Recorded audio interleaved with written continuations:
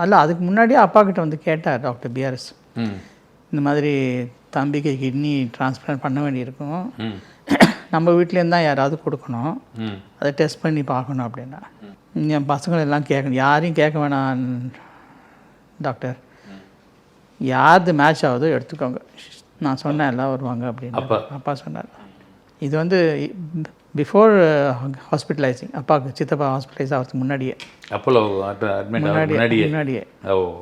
அப்புறம் ஹாஸ்பிட்டலைஸ் ஆன பிறகு டாக்டர் பிஆர்எஸ் வந்து கேட்டார். அப்புறம் எல்லாருமே பிளட் டெஸ்ட் பண்ணோம். அதில் வந்து அக்காவதும் எந்தும் மேட்ச் ஆச்சு. அக்காவதும் உங்களுக்கும் மேட்ச் ஆச்சு. கரெக்டாக. அப்புறம் நாங்கள் 2 பேரும் போனோம். அமெரிக்கா போனீங்க. யாராவது ஒருத்தர் கூட வரணும், சர்ஜரிலாம் நடக்குது இல்லை. இப்போ என் கூட என் ஒய்ஃப் வந்தாங்க, அக்கா கூட என் தம்பி, கடைசி தம்பி வந்தான். அவங்க ஹஸ்பண்ட் வர முடியல, அவர் ப்ராக்டிசிங் டாக்டர். அப்போ அதனால் வர முடியல அவர். நான் 4 பேரும் போனோம். ஆப்ரேஷன்லாம் சக்ஸஸ்ஃபுல்லாக முடிஞ்சுது. ஸ்டாண்ட் பை டோனராக இருந்தேன் நான். நாங்கள் வெயிட் பண்ணாங்க, டை காஸ்ட் பண்ணி ஏதோ செக் பண்ணாங்க. அதெல்லாம் அந்த டைமில் நல்லா அவங்களுக்கு தான், அவங்களுக்கு 80% மேட்சிங் இருந்தது. யாருதுங்க? அக்காவுது. அக்கா வெளியில் வந்து சரி உடனே பண்ணிட்டாங்க. நம்ம வந்து பாருங்கள், அதை கொடுத்துருக்காங்க பாருங்கள், எவ்வளோ ஒரு விஷயங்க. கண்டிப்பாக இப்போ நமக்கு என்னென்னா ஃப்ரீட்மேன் வந்து அப்படியே சத்தம் போட்டு சொன்னார், MGR the moment I place the kidney became pink in colour அப்படின்னார். அது அவ்வளோ ஃபிட்டாக இருந்தது. அது இந்த டாக்டருங்களா? எந்த அவர் பேருங்க? Doctor Friedman. Doctor Friedman. அவ்வளோ கரெக்டாக செட் ஆகிடுச்சு அது.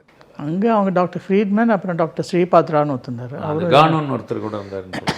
கானு டாக்டர் கானு வந்து நியூரோ டாக்டர். ஓ சரி சரி.